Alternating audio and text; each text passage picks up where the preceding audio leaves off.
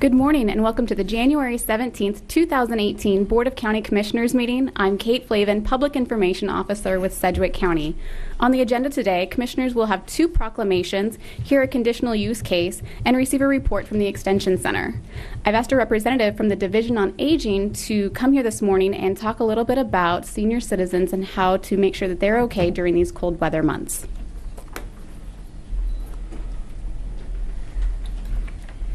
Good morning, Commissioners. Good morning. Monica Sissel, Director of Information and Community Services with Division on Aging.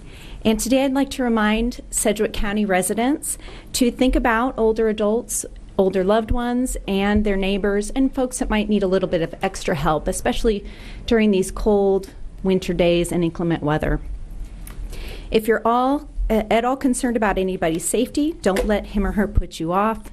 Make sure you check on them. Clear walkways and handrails of snow and ice. You can use kitty litter and sugar in a pinch if you need to. Encourage seniors to stay inside because falls often spell disaster for older adults and the leading cause of injury and death. Bring in their mail if you have an opportunity or their newspaper. Check supplies of their food, emergency items like flashlights. Make sure they have batteries and battery-powered radios. Check to make sure a space heater is being properly used, plugged into the wall rather than plugged into an extension cord. Plan ahead for any emergency power needs of mechanical medical equipment. And if they have to get out, offer to drive them. If they need prescriptions or have to attend medical appointments, pitch in and take them if you can. Be a friend. Sometimes this cold weather and inclement weather can isolate older adults or persons with disabilities. So check in on them, brighten their day. And also, if we have any storms or bad ice, inspect their property as soon as possible for damage if you can. You may be able to help an older loved one with repairs or even help them with insurance matters. So if you do need information on resources and other available services for seniors and persons with disabilities, you may contact the Division on Aging at 855-200-2372. That's our Aging and Disability Resource Line. Any questions? I don't see any, but thank you very much for being here, and I will check on Commissioner Unruh periodically. Great. And we will too. Thank you. Well, Thank you. Monica, a couple of things you said are pretty important, and I appreciate the Chairman's willingness to do that. You know, one of the things you said was be a friend, and the other thing you said, don't let people put you off. That's and right. I think that's those are important advice in weather like this. So thanks for being here. You bet. No problem. Thank you. And one final reminder before I let you begin the meeting, Chairman. If you still have your real Christmas tree, there's opportunities for you to recycle that and turn it into mulch. We have various locations around Sedgwick County for this service, and it will be available now until January 23rd. More details can be found on our website, www.sedgwickcounty.org, or by following Sedgwick County on Facebook and Twitter. And with that, Chairman, I will let you start the meeting. Thank you very much, Kate. I appreciate that. And at this time, I'd like to welcome everyone that's here in person and those folks that are watching us on TV today. We have a couple of proclamations today, a few appointments, zoning case, some reports from our Extension Office. So with that, I'd like to call the meeting to order for January 17th, 2018. Madam Clerk, first item. Invocation to be led by Pastor John Olsey, First Mennonite Brethren. Please remain standing for the flag salute.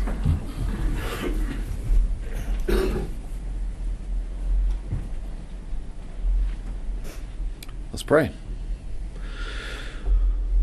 Father, we are a very blessed people, and we're very grateful for the health that you've given us to be here today. Grateful for the warmth that we have in this room. Grateful for the freedom that we have. So, Father, as we meet today to express our gratitude for the work that is being done in this community, we pray that you would be honored and pleased. We pray, Father, that peace would reign in this room.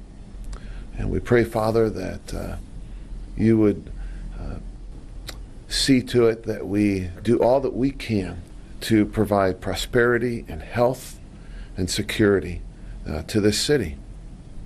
And we pray this in Jesus' name. Amen. I pledge allegiance to the flag of the United States of America and to the republic for which it stands, one nation, under God, indivisible, with liberty and justice for all.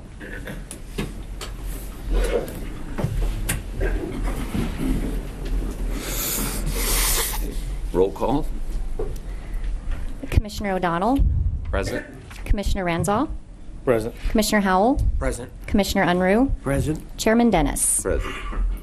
First item on our agenda, Public agenda. we have one person signed up to speak today, Mr. Doug Ballard. If you'd approach the podium and state your name, please. Thank you for having us. My name is Doug Ballard. I live at 920 North Buffum here in Wichita. First of all, I want to thank you guys. We're not over here a whole lot, but I can't tell you how much we appreciate the opportunity to come and talk to you and the ease that it is on this side of the street. The fact that we can just walk up, sign up, and we're able to come and talk to you across the street.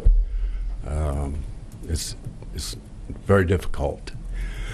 Anyway, but on another note, what I want to talk to you about is primarily concerns across the street.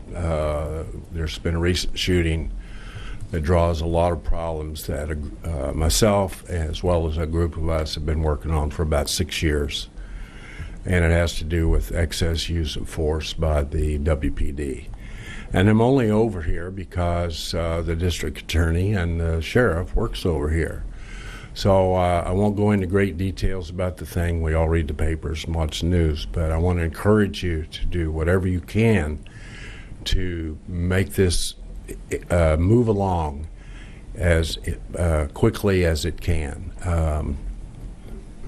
I have confidence that in the district attorney and the sheriff. We've known each other personally for a long time, but I want to encourage you. This is a situation. It's similar to some of the other things that have happened, but all of the circumstances involved are going to put a lot of national and actually international attention that I'm not sure we really deserve, but it's going to be there. So I want to encourage you to use whatever you can do to make this thing move along, because the strategy of just dragging your feet until everybody forgets about it, I don't believe it's going to happen on this particular situation. Again, I want to thank you for your time. And okay. Thank you, Mr. Ballard. Thanks for being here today. I don't have anyone else on the agenda. Did anyone else wish to speak on the public agenda this morning? Seeing none, Madam Clerk, next item. Consideration of minutes. Item A, regular meeting minutes of December 20th, 2017. Commissioners, everyone has had a chance to review. Do we have any corrections or additions? Seeing none, do I have a motion? Mr. Chair, I move that we approve the regular meeting minutes of December 20th, 2017. Second. We have a motion and a second. I don't see any discussion. Madam Clerk, call roll. Commissioner O'Donnell, Yes. Commissioner Ranzau, Aye. Commissioner Howell, Aye. Commissioner Unruh, Aye. Chairman Dennis. Aye. Next item. Proclamations. Item B, proclamation declaring Herb Duncan Day. Thank you, Madam Chairman. I have a proclamation. It reads, whereas Herb Duncan valiantly and honorably served in the United States Navy from 1958 to 1962. He was stationed at Clark Air Force Base, Subic Point Naval Air Station in the Philippines for 2.5 years.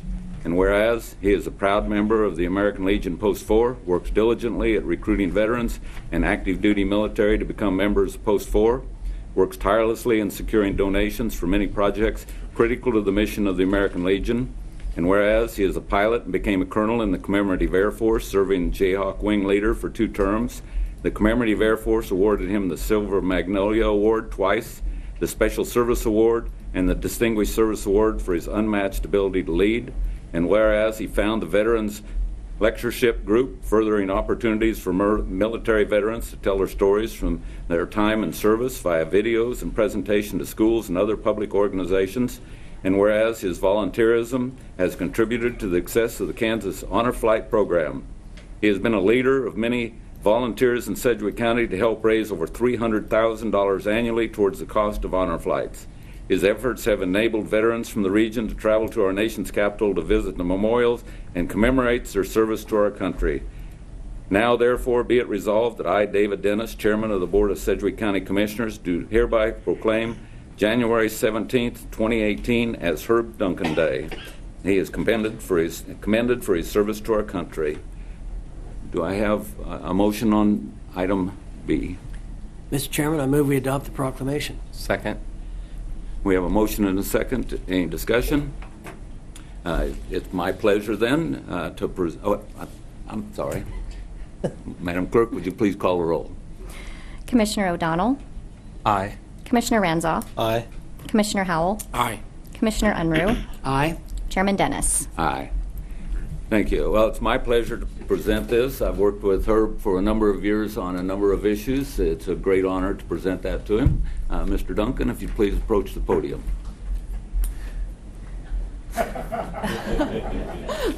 Just hope he hurts.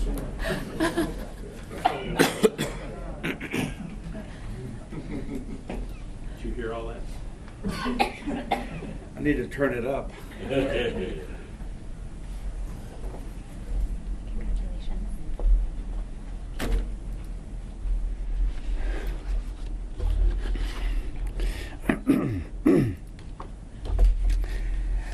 For those who know me, I am without words.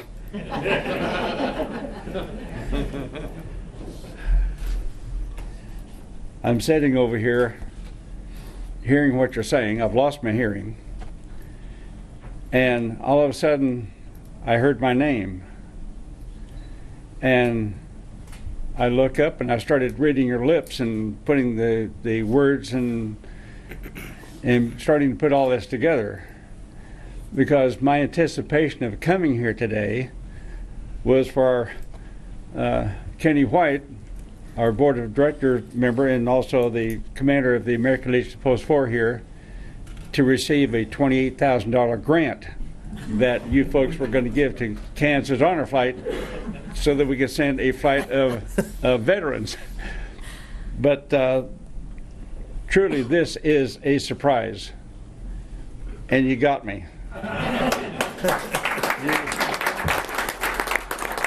me.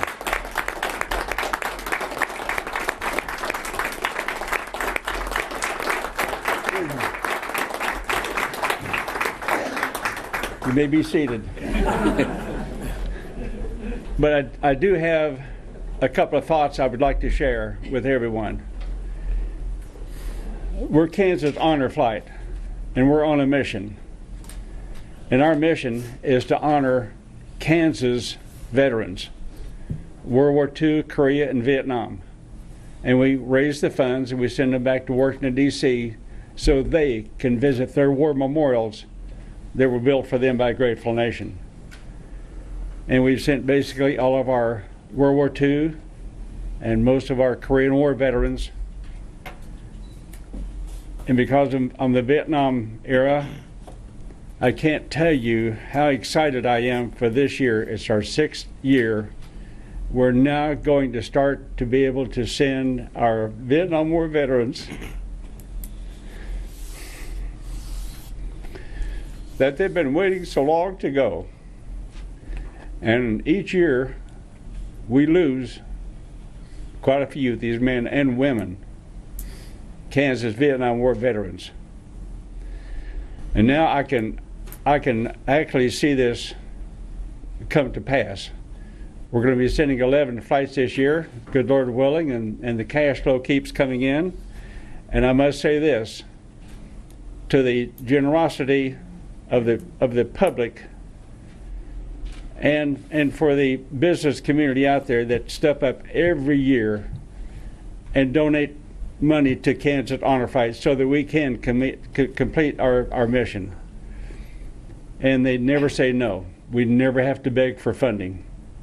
It's the honorable thing to do.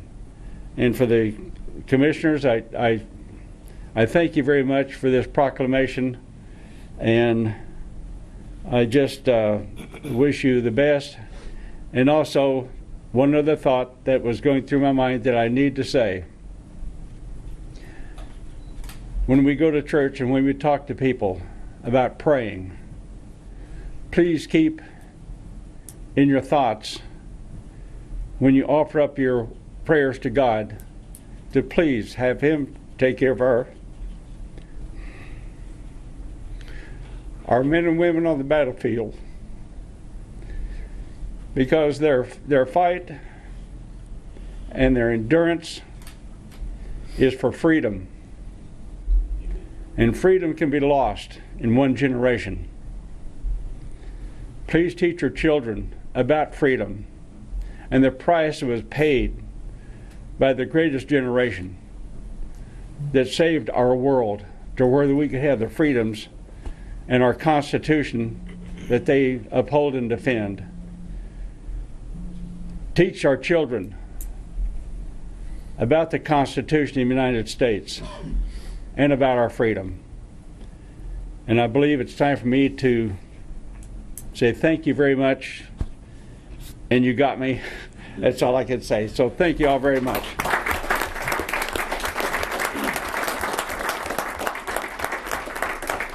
Herb, once again, thank you for all your service to our veterans. And as a Vietnam War era veteran myself, my brother, my cousin was one of the first Army nurses into Vietnam. I appreciate everything that you do for our veterans, Veterans Day Parade, Honor Fight, and so forth. And I also want to thank you very much for your thoughts about prayers. I did forget to thank Pastor John Olsey from the First Mennonite Brethren Church for being here today to give us our invocation. I want to make sure that I pass along that thank you. And again, Herb and his wife out his side all the time, Joe, thank you very much for being here. And thanks for all the folks from the American Legion for being here and representing us today. Thank you. Madam Clerk, next item. Item C, proclamation declaring School Choice Week. I have asked Commissioner RANZAU to read the proclamation. Thank you, Mr. Chairman. Whereas all children in Sedgwick County should have access to the highest quality education possible, and whereas Sedgwick County recognizes the important role that an effective education plays in preparing all students in Sedgwick County to be successful adults, and whereas quality education is critically important to the economic vitality of Sedgwick County, and whereas Sedgwick County is home to a multitude of high-quality traditional public schools, public magnet schools, and non-public schools from which parents can choose for their children, and whereas educational variety not only helps to diversify our economy but also enhances the vibrancy of our community, and whereas Sedgwick County has many high-quality teaching professionals in traditional public schools, public magnet schools, and non-public schools who are committed to educating our children, and whereas School Choice Week is celebrated across the country by millions of students, parents, educators, schools, and organizations to raise awareness of the need for effective educational options, now therefore be it resolved that I, David T. Dennis, Chairman of the Board of Sedgwick County Commissioners, do hereby proclaim January 21st to 27, 2018 as School Choice Week in Sedgwick County, and I call this observance to the attention of all of our citizens. Mr. Chairman, I'll make a motion that we approve the proclamation, and when that's passed, I think we have Father Billinger and Mr. Bob Volberl from the Catholic Diocese here to receive the Thank you, Commissioner RANZAU. proclamation. We have a motion and a second. Any discussion? Do we have a second? We didn't have a second. What the, oh, Second. sorry. We've got a motion and a second. Okay. Madam Clerk, please call the roll. Commissioner O'Donnell, Aye. Commissioner Ranzau, Aye. Commissioner Howell, Aye. Commissioner Unruh, Aye. Chairman Dennis. Aye. And we have Bob Volberl and Father Billinger here to accept the proclamation today. And first of all, I don't know how many of you know, but Bob Volberl has been the superintendent of Catholic schools for a number of years. I just read the other day that he is retiring after a great service. I sincerely appreciate his service. I worked with him on when I was on the State Board of Education, and I appreciated very much all of his service. Also, Father Billinger was my priest when I first moved here to Wichita, and I appreciate him being here today. Thank you very much. Thank you. Would you like to say a few words? I would like to thank the County Commission for this proclamation that supports the education of all children in the county. We're blessed to have outstanding public schools and non-public schools as well. In the 25 years that I have been privileged to be the superintendent of the Catholic schools, it has been an honor to work with all of the public school systems in the city, as well as the non-public schools, as well as, of course, our own Catholic schools.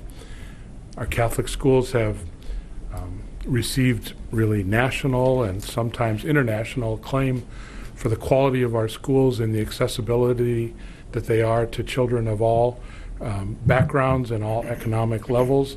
And we're grateful that this is recognized by the county, and in particular that you're recognizing Father Billinger and his work at Holy Savior, where we hope soon to bring a brand new school facility into the inner city to serve primarily the African American community on the near northeast side. Thank you. Thank you, Mr. Vogel. Father Billinger, would you like to say a few words? Oh, just to thank you all for recognizing the importance of an education to all the children that we serve in this community, and what a great good to work at drawing the good out of children for the sake of this community. So it's a humbling thing to receive the proclamation today. I want to thank you all. Thank you very much for being here.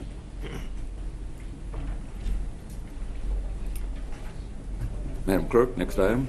Appointments. Item D, resolution reappointing Rob Benton to the Sedgwick County Sheriff's Civil Service Board. Mr. Chairman, Eric Yost, County Councilor. Item D is a resolution reappointing Rob Benton to the Sheriff's Civil Service Board. Mr. Benton is already on that board, but his term expires this week. Commissioner RANZAU'S is recommending that Mr. Benton be appointed to a new 3-year term, which would expire on January 18th of 2021. I understand Mr. Benton is present, and I would urge adoption of this resolution. Thank you. Commissioner Ranzau. Mr. Chairman, I'd like to move that we adopt the resolution and thank Mr. Benton for his service on this board. Although I don't believe that he actually is here. But nevertheless, I do appreciate his continued service. Thank you. Thank you. Well, I'll second the motion.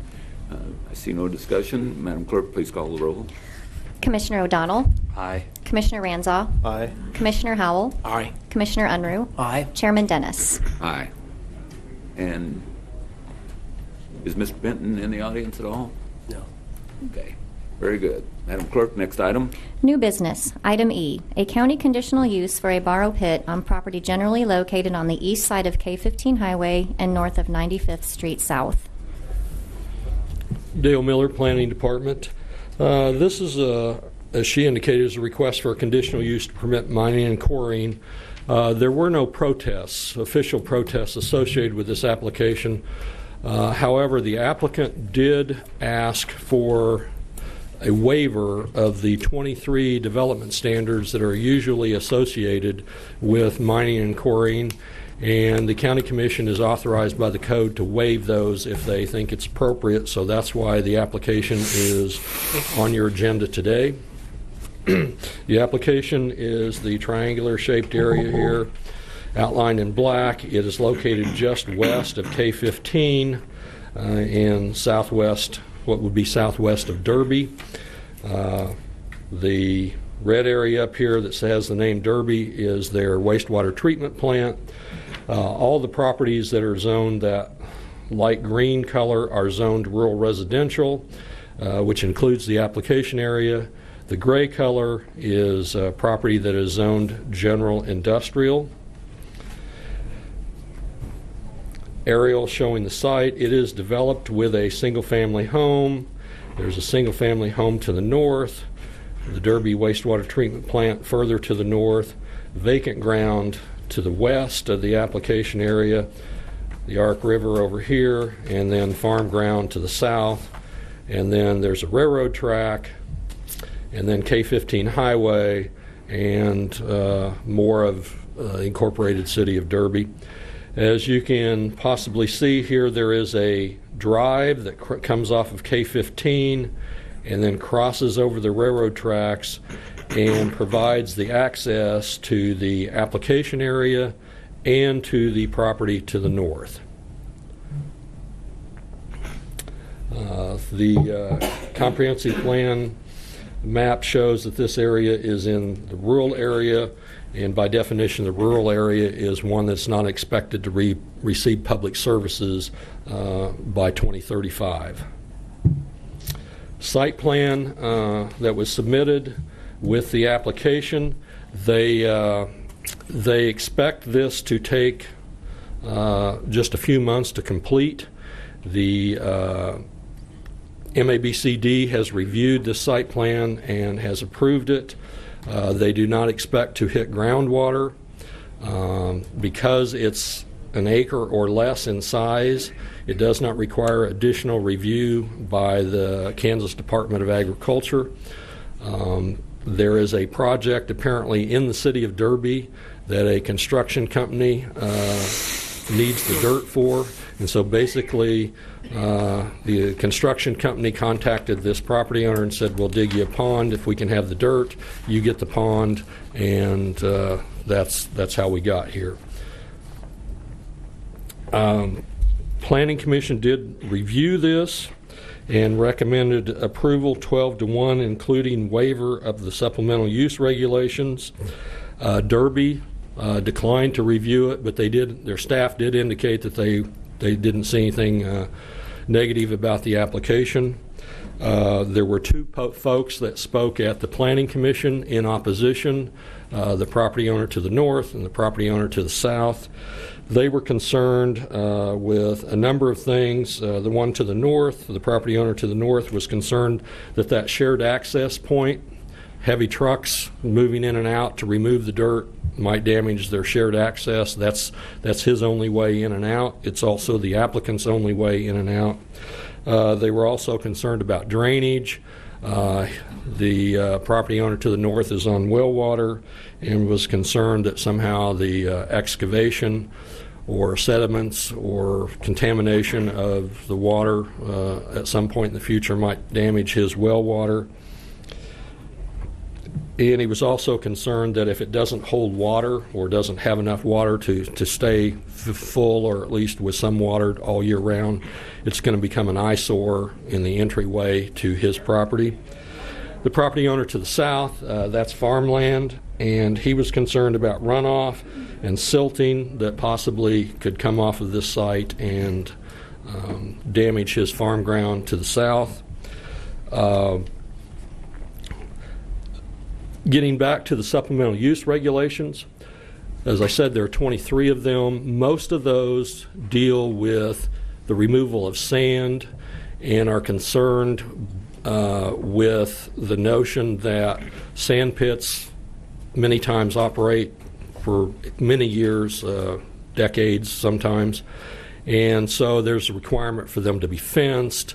There are requirements about how the slope on the sides of the pond would be. There's requirements to minimize dust as trucks move in and out, erosion control, those sorts of things. If they hit groundwater, they're required to excavate down 6 feet below so that there is enough wave action to minimize mosquito breeding, those sorts of things.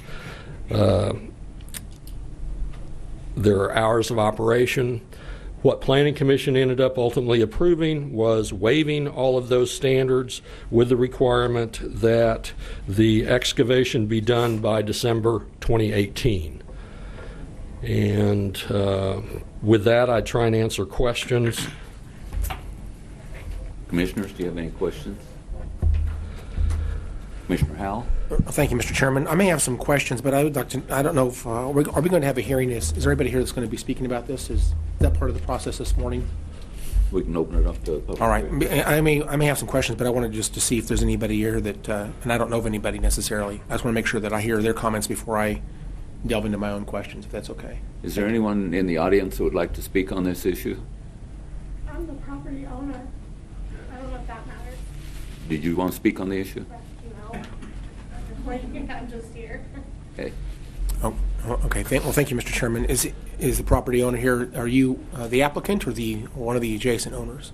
No, I am the property owner. The property owner. Okay, good. I'm glad you're here this morning. So I have some questions, and I'd like to explore some of this a little bit. I'm reading these 23. I don't know what do we call these? Are they supplemental use standards? Okay, supplemental use standards, and some of these things looks to me like they're intending to some of them are safety related, some of them are basically there to protect. Looks like maybe the surrounding property owners as well. Let me ask a question: if we approve this today, do these things are they waived in the future after December 2018? For example, there's one about storing fuel and chemicals, for example. That doesn't get waived. That's only potentially waived until the end of the year 2018, for example. Correct. They would only the supplemental use standards apply while excavation is in progress, and presumably once the site has been excavated to the extent that the site plan allows, that the chemicals and equipment would be removed if there were any on site. There's one here about I think number 17, on-site water and sewage facilities that shall be approved by and constructed to the standards. That's only going to, again, I don't know they plan on doing anything like that, but just for example, if they were to do something like that, that waiver would only apply till the end of the year. They have to bring that up to county standards at that point? Yes. I mean, like I said, these are designed for sand pits that may operate for many years. We've got some that are in their second decade, and they're not associated with the residents like this one is, and so they may bring in porta potties or set up some sort of restroom facilities on a site that wouldn't otherwise have it, and so this requires them to meet whatever applicable regulations apply to their situation. Is there any reason we would want to waive that this morning? Is it requested that we would waive? I'm going through this list. I guess I'm going through this list here, and some of these things that are being requested that we would waive, I don't understand why we would waive them. I mean, I understand they want to dig this pond and they want to sell their material to another party, and that's fine. I have no problem with that. But I am concerned about, for example, the hours from midnight to from 6 a.m. to sunset being the operation hours. I think that's reasonable, and I don't think we should have to waive that necessarily. But so that's just another example of some of the concerns. I don't know, again, unless it was specifically requested that we would waive that. I don't want to be one that would waive more than is necessary for them to accomplish what they're trying to accomplish here. So. There is one here about drainage, number 21. This is an area that has had some flooding issues in the past. I'm familiar with that because I've been called out there to look at the property on other occasions, and so I'm a little bit concerned about the drainage plan. Again, has there been any discussion about how this might impact drainage? Yes, according to the person at the county that I talked to, this particular site on their property is outside of the floodplain and is above expected water table levels, and they've approved the plan that you see in front of you. So it shouldn't have any impact on the neighbor to the north or on the neighbor to the south? Should not. Flooding? Okay. Again, I see that might be one we ought to waive because it is a requirement to develop a plan, and that would probably slow things down and that. So I'm fine with waiving that as long as we perceive there's not going to be a risk to any of the other property owners. Well, we would want this plan to remain in effect for whatever that's worth. Yeah. Right. Do you know how close to the south property line is this pond planned to be? I can't see the detail of the map. I'm not sure I know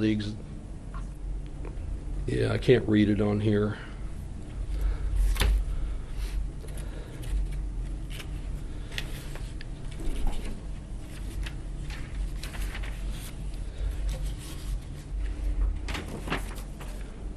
Yeah, I can't really answer that.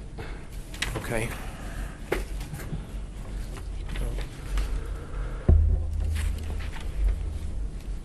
Anyway, as I'm reading these 23, I guess I believe that the majority of these either will not impact the applicant, but may protect the adjacent landowners. And so I guess I have concerns about waiving some of this without any discussion as to why we would waive it. So I'd be fine to approve some of this, but I guess as it's presented to us from MAPC, I don't feel comfortable approving it as it's been presented this morning. So I guess I would have an option to, I guess. You can, with a 2/3 vote override, change your recommendation from what Plan Commission approved and override the Plan Commission's recommendation and approve it however you think's reasonable. Staff might recommend that 4, 5, and 9 are ones that seem, given the small size and the limited time, that might be appropriate to be waived if you wanted to keep a majority of them. And again, to add to that just a little bit, number 8 does have the word safety built into that discussion or into that statement, and it I don't know why that's listed there, but let me read the full comment. It says to provide for bank stabilization and safety for future uses. The concern was that if it was just a straight up and down slope, that if someone like a child fell in, they wouldn't be able to get out. So the slope is there to enable someone that's actually in the water to be able to climb out. Okay. And again, as it's been presented to us, they're asking that we would waive that. Again, I don't know that we should waive that or not, but I guess I have concerns about number 8. I'm willing to waive it if that's what they feel is important to them, I guess, but I just like to have a discussion about it. And then number 7, slope shall have a vegetative covering consisting of perennial drought-resistant grass. That might impact their own property and prevent some silting in, I would guess. But that probably in their own best interest to do that if that's what they wanted to do. I'm okay with waiving that, number 7. Okay. That makes sense to me. In terms of the, and then number 5, extraction shall be to at least a minimum of 6 feet below the normal water table. And you described that as being something about mosquitoes? Yes, the health department, when we put these together, all the 23 conditions back in 1996, we discussed with all the various departments that have review authority on sand pits, and that was one of the things that they wanted to make sure that there was enough wave action to prevent mosquito larvae from surviving. In this particular instance, they're not expected to hit groundwater, and so the water that they're going to have is runoff. Okay, so by waiving this, they may not even get to the water table, which is or to the groundwater, which is fine. Okay. Because in a typical sand pit, they nearly always hit groundwater. In terms of number 21, is that a very difficult process to talk about a drainage plan? I mean, is that basically a very simple? Well, the one that they've submitted is suffices, so it's already. 21 is basically good to go. You don't need to worry about 21 either way. Yeah. Okay.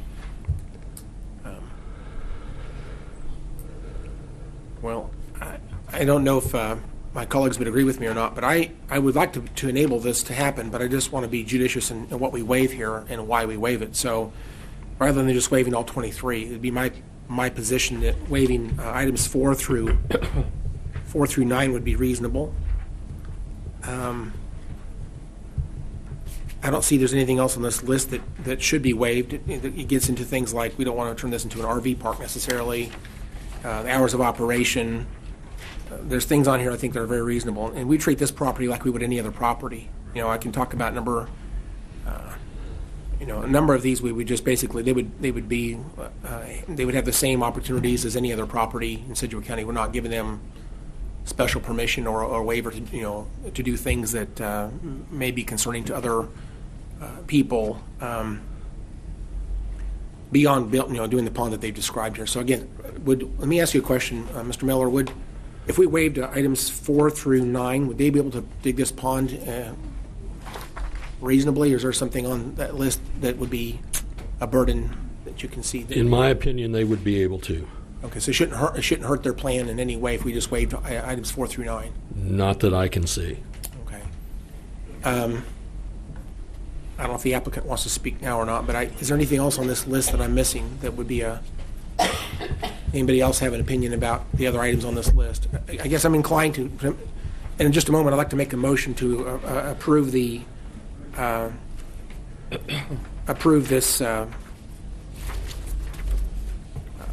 conditional use permit, but only items 4 through 9, and then the other items that were waived by MAPC, I'd like to reestablish those because I don't think it really matters to the applicant in terms of it's not going to change what they're planning to do, but it doesn't create, I guess, other opportunities that haven't been discussed that may not have anything to do with the creation of this pond. So I'm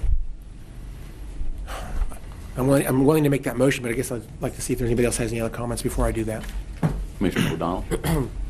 Commissioner Howell, I'd be happy to second your motion on limiting the number of exceptions. Okay.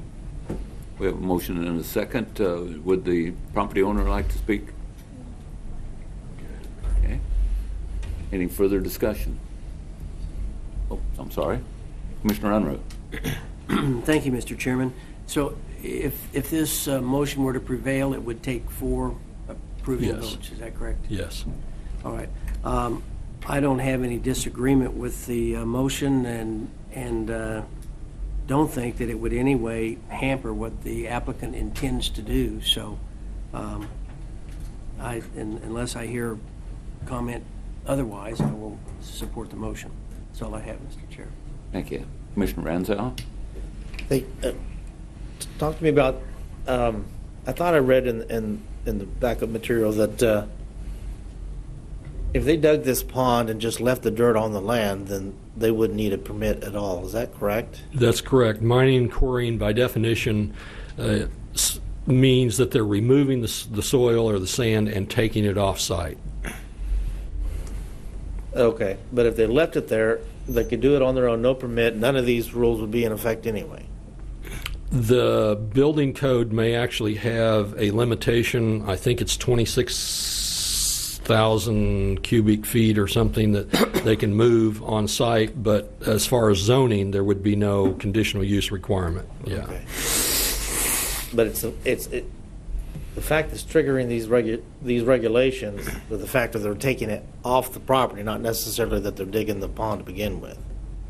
Right. To make a distinction between site preparation and site development and mining and quarrying, it's the removal of the material off-site.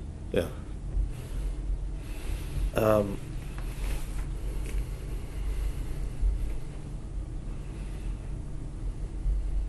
Mr. Counselor, is this one of our quasi-judicial things that we need to limit our decision-making based upon what's in the record here and what's been presented? That's right. Okay. Well, I do have concerns about not following the recommendations. The recommendation to waive all of these things has been made by a 12-to-1 basis by the MAPC. I think it just makes common sense if they could build it on their land or dig the pond on the land. If they left the dirt there without these regulations, then what does it matter if they're taking it off? They're just trying to be a little more efficient. Beyond that, I don't see anything in the record that would support not following the recommendation. I've heard some opinions, but I haven't seen anything in the record that would support that. So I'd be very concerned about that. I think we should just approve it as recommended by the MAPC and let them go on about their business and not have to overregulate them any more than what we need to. I mean, if I was a landowner, I knew I could build the pond without all these regulations, and then I thought I was helping someone out by letting them take the dirt. Why would I? I wouldn't be very happy if I felt like I needed to be regulated some more, but that's just me. Thank you. Commissioner Howell. Well, thank you, Mr. Chairman. I guess to the previous commissioner's comments, again, some of this has absolutely nothing to do with digging a pond.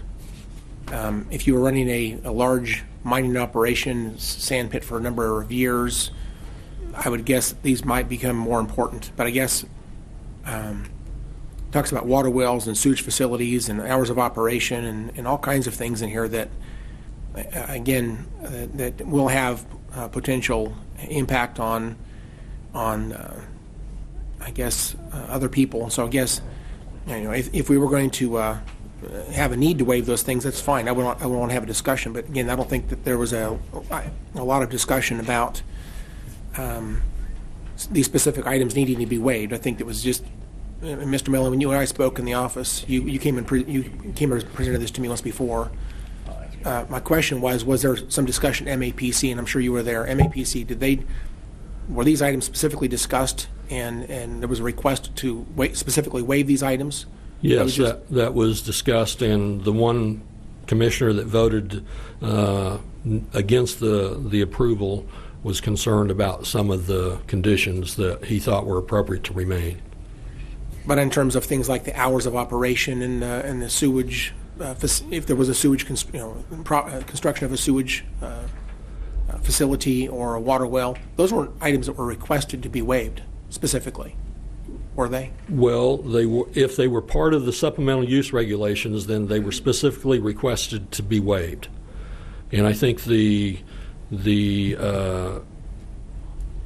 factor that was heaviest in MAPC's opinion was that this was a small pond. It's only going to be in excavation for 2 to 3 months. The scale, I think, is compared to what they normally see for a sand pit, like I said, that may be around for a decade or more. I think that was their main focus. Okay. Well, okay, so I haven't actually made a motion yet, but I guess I'll stand by my previous comments, and that is, if I understand exactly what they want to do here, then by specifically waiving items 4 through 9, they can do exactly what they wanted to do without any burden from us to restrict what they're trying to do here. And that's the way I see this. And I don't know if you agree with that or not. Okay, good. And with that in mind, I think these other items are basically are not really items of discussion that we need to. We could waive them, and it wouldn't cause any problems, probably, but I don't see any reason to waive them. And to the extent that this might end up doing something we didn't anticipate, I guess I'd like to just leave these other items in place. It doesn't change what they're planning to do in any way. And so I guess with that, I would like to go ahead and make the motion. We would approve the application for items 4 through 9, but reinstate the requirements for the remaining items out of the 23. I don't know if that is a clear motion or not, but basically items 4 through 9 should be waived, and the remaining items should be in place still. That's my motion. Second. Okay, we have a motion and a second. Commissioner Ranzau. Yeah, let me say, I think we're looking at this from the wrong viewpoint. Instead of trying to justify why these things should be waived, we should be asking, what justification do we have to impose any restrictions to begin with? It's clear from the record that the current conditional use regulations were not intended for this type of activity. It was intended for, like you said, large developments, sand pits that go on for years and years and years. But a private pond could be done without any of this stuff. It's only because they want to let somebody use the dirt somewhere else that they're doing this. So this, I mean, if our rules and regulations and everything we have doesn't require these sorts of regulations for a private pond, if they keep the dirt here, it doesn't make sense to impose them in this particular instance. So, and there's nothing in the record, from what I can see, that would indicate going against the MAPC's recommendation. So I'll make a substitute motion that we approve the conditional use and follow the MAPC recommendation. Okay, we have a substitute motion. Do we have a second on the substitute motion? Do we have a second? Seeing none, substitute motion fails. Go back to the original motion. Any further discussion on the original motion? Commissioner Unruh. Thank you, Mr. Chairman. Dale, if we waive item number 5, which has you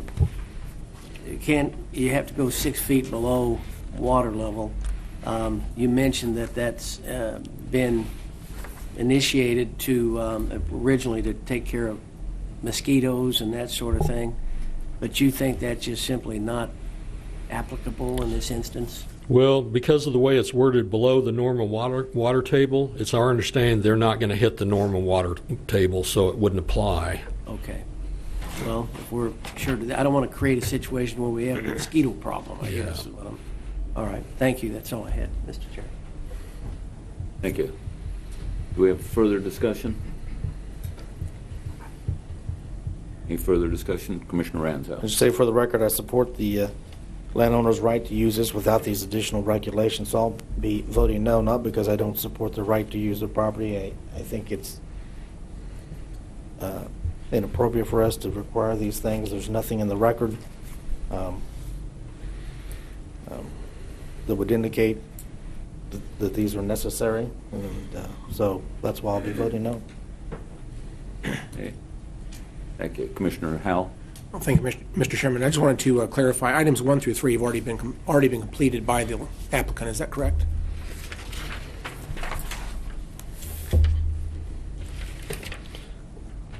Yes.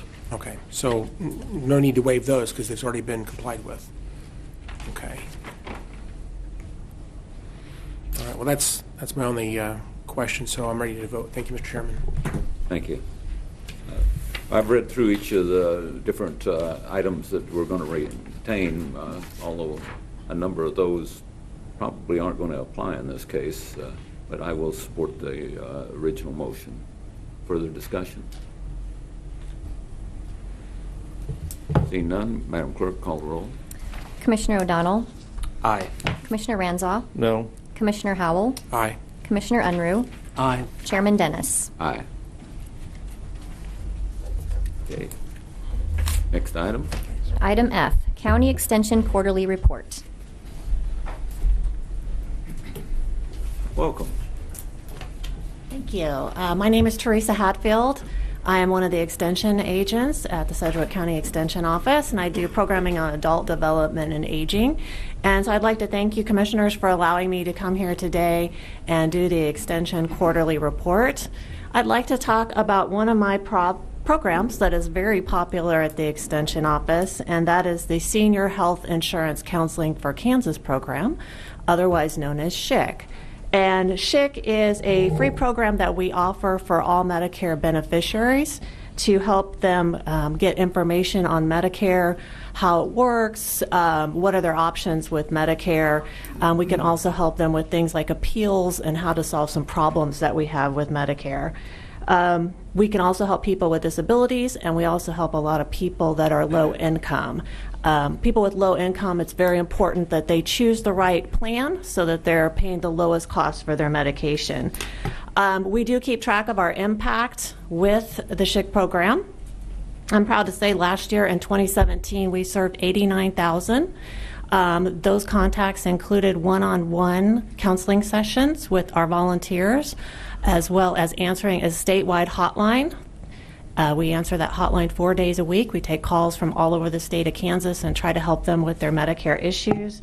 I also do Medicare presentations. 2 times a month I do a new to Medicare presentation out at the Extension office as well. This last year we also saved the community $1.85 million in savings by having beneficiaries choose the right Medicare prescription drug plan. Today I brought with me 2 of my volunteers, and I thought that I would ask them to share a little bit about the SHIC program and what they do. None of what we do out at the Extension office would be possible without our valued volunteers, and I have about 50 of these folks that help me out on an annual basis. So I'd like to introduce Max Eberhardt and Fred Haig to talk a little bit about what they do at the Extension office. Welcome.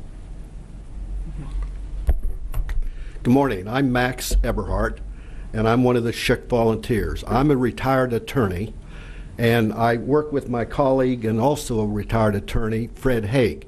We work as a team.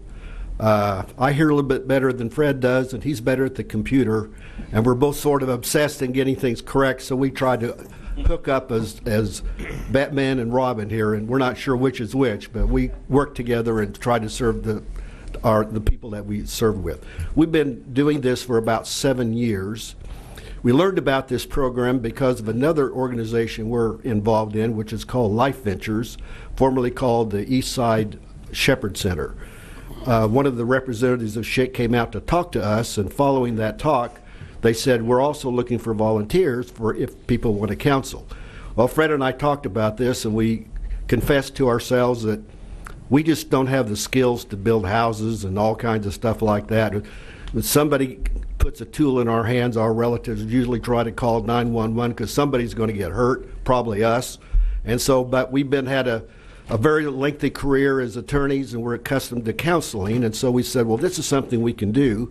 It's also something we can just learn for ourselves. So we've taken extensive training. We actually, to work for free, we have to use the same amount of continuing education we did as we had when we were working as attorneys to get money. So as Teresa has explained, our job is to acquaint people with Medicare information, Medicare, and to help them make informed choices as to what they do. Under our rules, we cannot tell them what to do. We even have them sign a short document that says they make their own choice. However, we do try to explain to them all the number of options. For example, if in drug plans this year, 23 different plans have been approved for Kansas residents.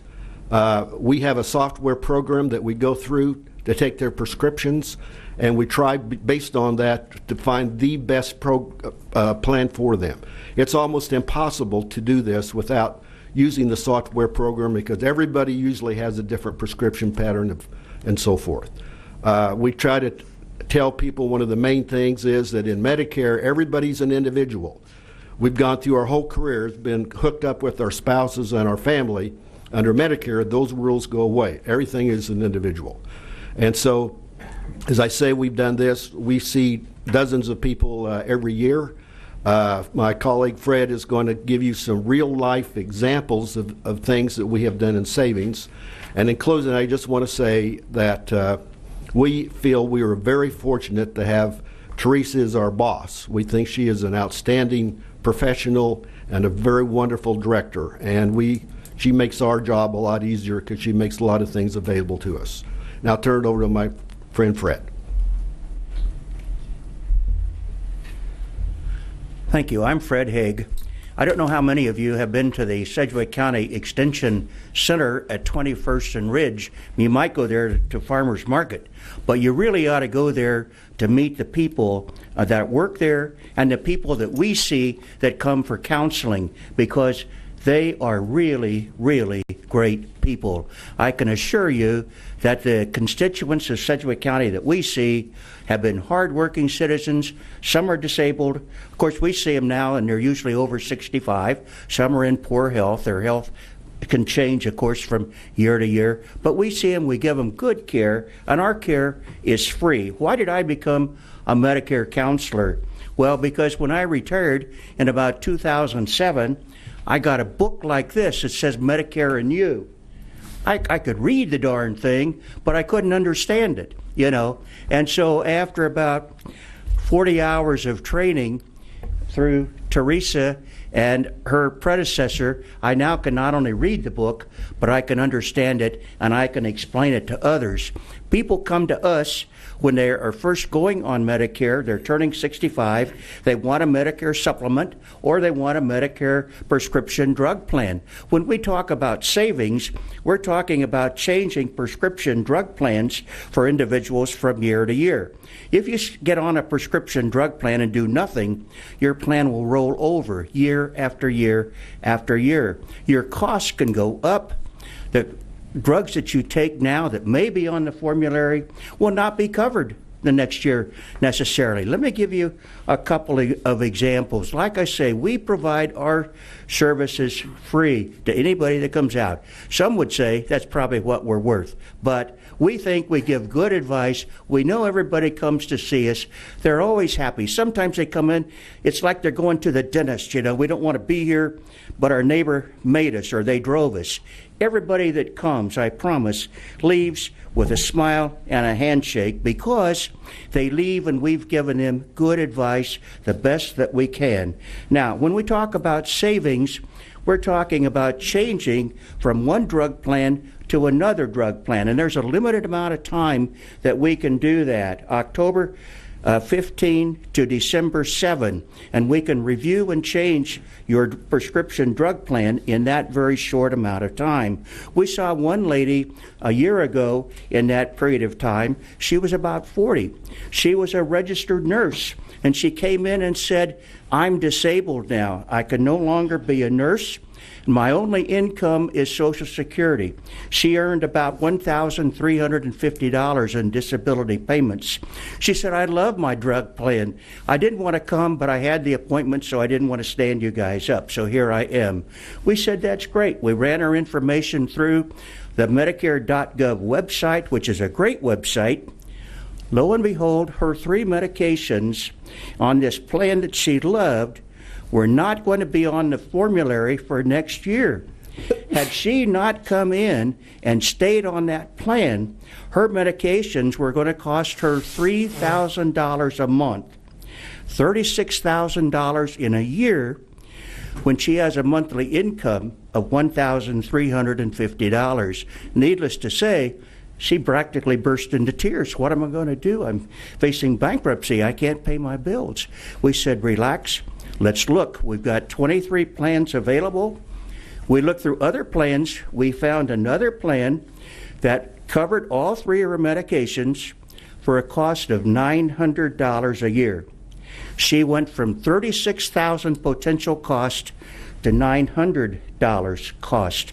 You think she wasn't a happy lady? She was, I promise you.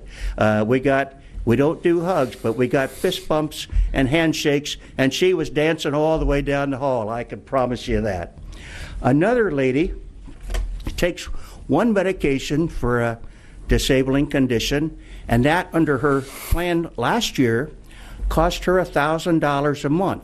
She could afford it. It was expensive, but she could afford it. I said, let's look at your plan. Let's review it. We found out that one drug under her plan, had she let it roll over, was going to go from $1,000 to $10,000 a month. So she was facing $120,000. We said, don't worry, we'll look for other plans. We found not that same drug, but a generic of that drug for $6,000. So she went from a potential cost, an expense of $121,000 to $6,000. She also was a happy lady.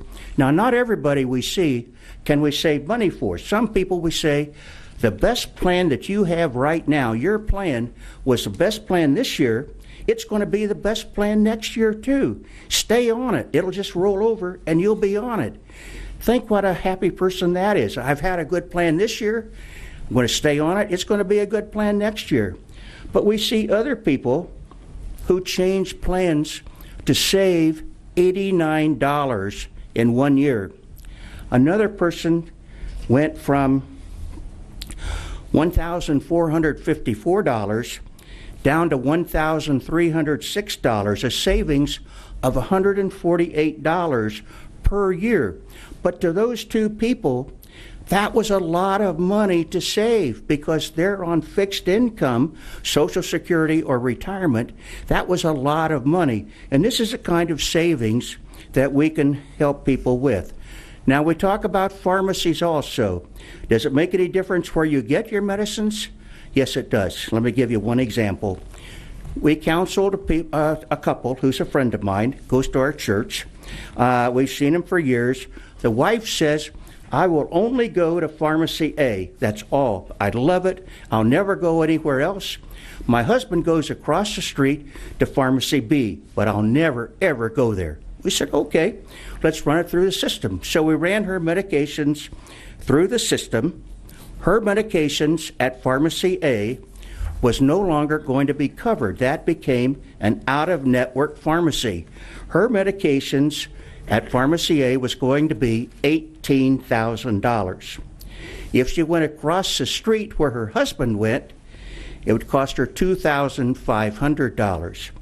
The husband looked at the wife and said, "Honey, you may want to change pharmacies." You know, now that doesn't happen all the time, but it happens regularly because our website, Medicare.gov, is a great site. Not only does it compare drug plans, there's 23, but it compares every pharmacy in Sedgwick County, and you'd be staggered, surprised at the difference in cost. Not always, but sometimes, like this example, you might save $15,000 simply by going from Pharmacy A across the street to Pharmacy B. That's real money, and that's the kind of money, it's the kind of help we can provide the residents of this county that you're helping provide through the work that you do and the money that you give to the Extension office.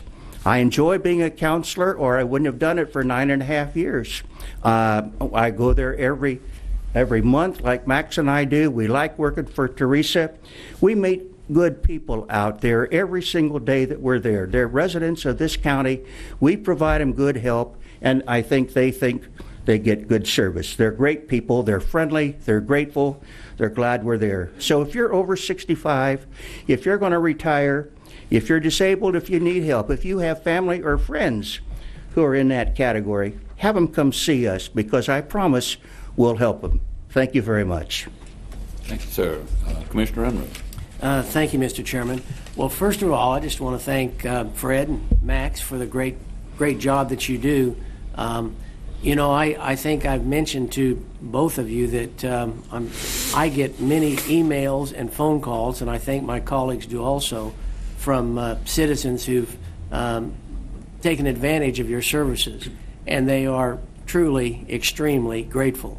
And so appreciate what you do. Now, both of these two gentlemen are constituents, and more than that, they're friends of mine, so I can brag on them a little bit, but they, you know, they clearly have a training and an expertise that lends themselves to this analysis, but other counselors are not retired attorneys. Is that correct? True. They come all walks. Yeah, you know. we've got a lot of retired professionals like volunteering for SHIC because it is a rewarding and challenging volunteer opportunity. So I've got WSU retired nursing instructors, social workers, business owners. So it is a great volunteer opportunity for anybody that wants a challenge, as well as knowing the impact that you make right away. And are you open for more volunteers? Oh, of course. We can always use more volunteers. So we generally, the volunteers right now have to go through an online training. They have to go through some in-person training. And then we also connect our volunteers with mentors. So other volunteers mentoring other volunteers to help them get acquainted with how to counsel, how to talk to people, some of the unexpected questions that come up. And so we do that year-round. We recruit year-round for that. And how many citizens do you serve? Last year, 8,900 we served. 100. Yeah, 100. Yeah, so like I said, it includes our one-on-one contacts that like Fred and Max do when they sit down one-on-one with a Medicare beneficiary, as well as all those calls that come in, presentations that we do. I've been going out to KWCH about monthly and on their news talk, taking some Medicare questions that come in over the air. So that's another way we can reach Sedgwick County citizens and let them know we're out there for them. And then you all also take the opportunity. I know Fred and Max have convinced their churches where they worshiped into providing some little space, a little time so people don't have to go across town if they're east side. Outreach locations on the east side as well. So we appreciate their hosting SHIC for Medicare open enrollment. Yeah. Well, it's a great service, and just from my anecdotal comments from citizens, I know how much it's valued in the community. We appreciate your service, and thank you for providing that for our citizens. Well, thank you for letting us talk about that today. Thank you for having us. Commissioner O'Donnell. Yeah. Fred and Max, I just wanted to reiterate a couple of the points that Commissioner Unruh said, and that is I have received emails and phone calls from constituents that have mentioned the different services that you guys offer, and really just the variety of things that are offered out at the Extension Center. And it's really life-changing. A lot of people don't have the opportunity to meet with an attorney or meet with people that can help with their prescription issues, or I know around tax time you guys have people helping with taxes and other stuff. It's really incredible the services that you do. So it is making an impact on people all across our community, because they make that drive from down south over to Commissioner Dennis's district and coming to see you guys. But thank you, because it's truly remarkable that you give of yourselves that way. It's quite the mission work. So on behalf of the citizens in District 2 that take advantage of it, I'm very, very grateful. Good. Thank you very much. We did also have a volunteer down in Derby during open enrollment, so. Makes Commissioner Howell happy. Yeah. I think I know who that is. Yeah. You know who that is? I do. Yeah. Great guy. Yeah. And Teresa and Fred and Max, I sincerely appreciate you being here today. I'd like to echo Commissioner Unruh's comments also. We receive an awful lot of communication from our constituents and the citizens. Most of it is that they have needs or concerns, but the nicest communications that we receive are actually about the services that you all provide. And I'm always very pleased when I receive those. I forward them to Tim Kaufman and the manager to make sure that it gets over to you all so that you can recognize how much and how valuable that the services you're providing. A couple of us up here are of an age that we do need your services. We do appreciate that very much, and we appreciate you coming here today and providing an update to us. Well, thank you very much. Thank you. Mr. Chairman, I move that we receive and file this report. Second. We have a motion and a second. Any discussion? Seeing none, Madam Clerk, call the roll. Commissioner O'Donnell. Aye. Commissioner Ranzau. Aye. Commissioner Howell. Aye. Commissioner Unruh. Aye. Chairman Dennis. Aye. Next item. Item G, report of the Board of Bids and Contracts regular meeting on January 11th, 2018. Welcome, Joe. Welcome. Good morning, Mr. Chairman and Commissioners. Joe Thomas, Purchasing Director. The meeting of the Board of Bids and Contracts of January 11th has two items that we like to bring before you. Item number one is the tender truck for Sedgwick County Fire District number 1. This recommendation is to accept the proposal from Danco Emergency Equipment in the amount of $370,774. And our final item, banking services for finance. This recommendation is to accept the proposals from Intrust Bank for banking and safekeeping services and the Central Trust Bank, doing business as Central Bank, for purchasing cards, and establish contract pricing at the rates listed for a period of 3 years with 2 one-year options to renew. I'll be happy to try to answer any questions you may have, and I recommend approval of both items. Thank you, sir. Do I have any questions? Mr. Chairman, I think we've all been briefed, and so with that, I would move that we approve the recommendation of the Board of Bids and Contracts. I'll second it. Discussion? Seeing none? Oh, I'm sorry. Commissioner Ranzau. I have some questions just about the will this affect our credit card fees that we charge? If so, how? This wouldn't. I believe you're referring to the merchant services, which is an upcoming RFP, sir. This is just a different one. Okay, thank you. Any other questions? Seeing none, Madam Clerk, call the roll. Commissioner O'Donnell. Aye. Commissioner Ranzau. Aye. Commissioner Howell. Aye. Commissioner Unruh. Aye. Chairman Dennis. Aye. Thank you, Commissioners. Next item. Consent agenda. Commissioners, Mike Scholes, County Manager, recommend you approve consent agenda items hotel through Kilo. Mr. Chairman, I'd move that we approve the consent agenda as presented. We have a motion. Second. We have a second. Discussion? Seeing none, Madam Clerk, call the roll. Commissioner O'Donnell. Aye. Commissioner Ranzau. Aye. Commissioner Howell. Aye. Commissioner Unruh. Aye. Chairman Dennis. Aye. Legislative issues. You have anything today? No. We have nothing there. Other commissioners? See nothing for other. We have no executive session scheduled for today. With that, Commissioner O'Donnell. Actually, I just wanted to say something. Didn't mention it last week, but both Commissioner Howell and I went to the Wichita City Council swearing in last week, and we also got an honor to leading council members, Williams and Miller. And I just wanted to take a moment to publicly thank both Ms. Levanta Williams and Ms. Janet Miller for 10 years for Levanta and 8 years for Janet of dedicated service to our community.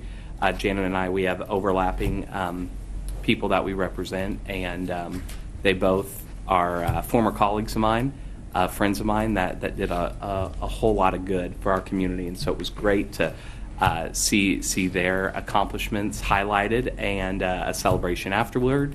And then also wanted to welcome both Council Member Cindy Claycomb and Council Member Brandon Johnson, wish them luck. And then in Hayesville, Mike Kanaga got off of the Hayesville City Council after 11 years last week, so wanted to publicly thank him as well for his service to the city of Hayesville. But in reference to council members Levanta Williams and Janet Miller, they did a lot of good over their 10 years, and we're a better community because of it. So just wanted to take a moment to thank them publicly, Mr. Chairman. Thank you, Commissioner O'Donnell. I'd like to echo your comments about their service. One other organization that had a large change in leadership was USD 259 board. Sure. And we have a brand new board group to work with there. One of the things with USD 259 last night, I had the opportunity to go over and serve on a board to select some 7th graders for Honor Cadet for this past year. I've done this several times in the past. It's always an honor to go over and see those young individuals and how sharp they are. I know we've had them here at our board meetings before, and they're truly outstanding. And it's an honor for me to actually be able to go over and do that. So, anyone else have anything? If not, we're adjourned.